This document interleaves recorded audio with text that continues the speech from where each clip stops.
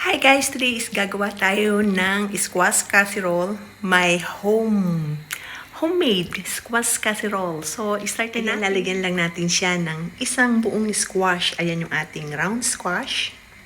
Okay, hiwain na natin ng maliliit. Okay, ayan, prepare na natin yung ating kalabasa. Ayan, atin ang hiwain ng cubes. Kalabasa, lagyan natin ng onion and leeks.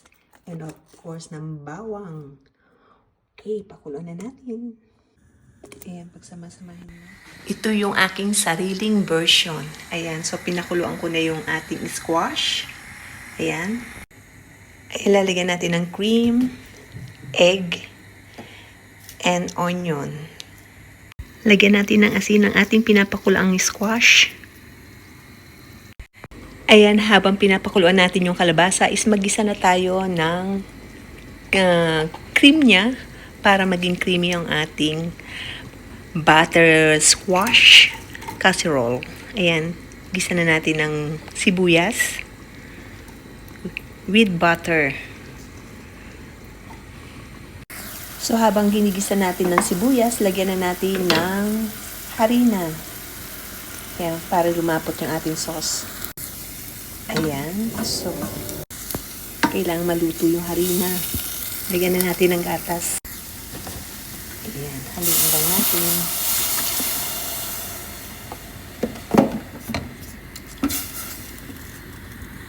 Lagyan natin ng asin. Haluin lang. Lagyan natin ng mustard.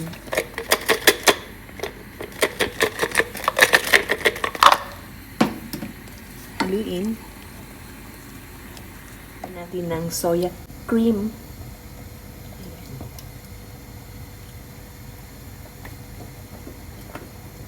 Haluin lang natin. Para talagang creamy yung ating squash casserole. Ayan.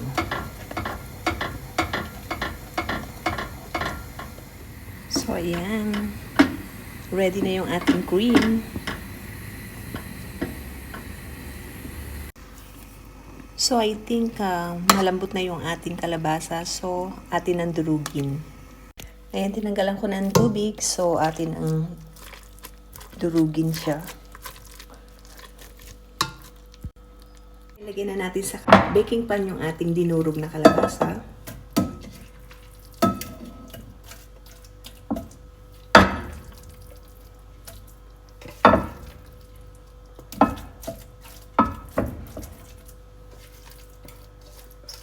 Ayan.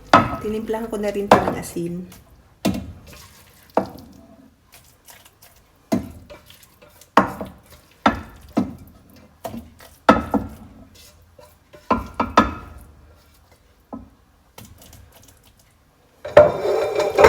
Okay, and now, yung ating nilutong cream, medyo malamig na siya. Lagyan na natin siya ng egg.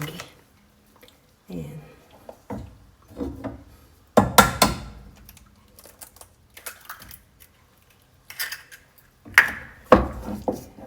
Haluin lang natin mabuti. Ayan.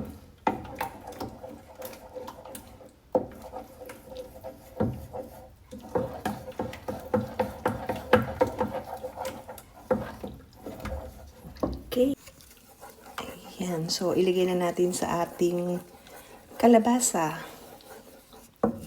Ilagay na natin itong ating cream.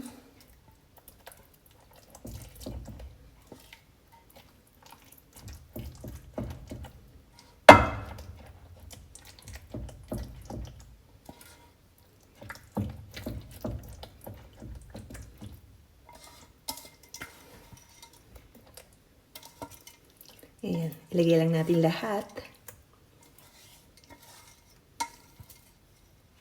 Okay.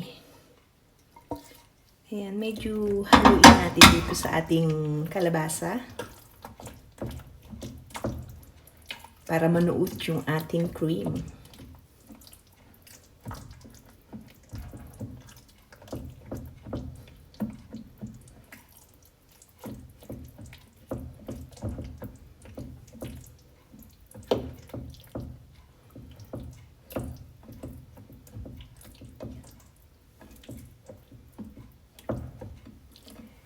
Ayan. So, now, lagyan na natin siya ng grated cheese.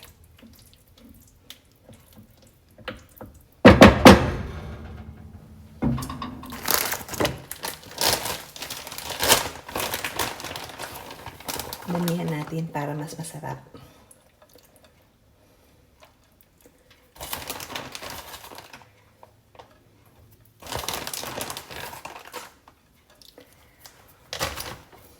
Okay, ready na nating i-bake ang ating potirong. Ayan. Salang na natin. Ayan. Ayan na, luto na yung ating squash casserole. Looks so yummy. Kain na na. Let's eat. Yummy.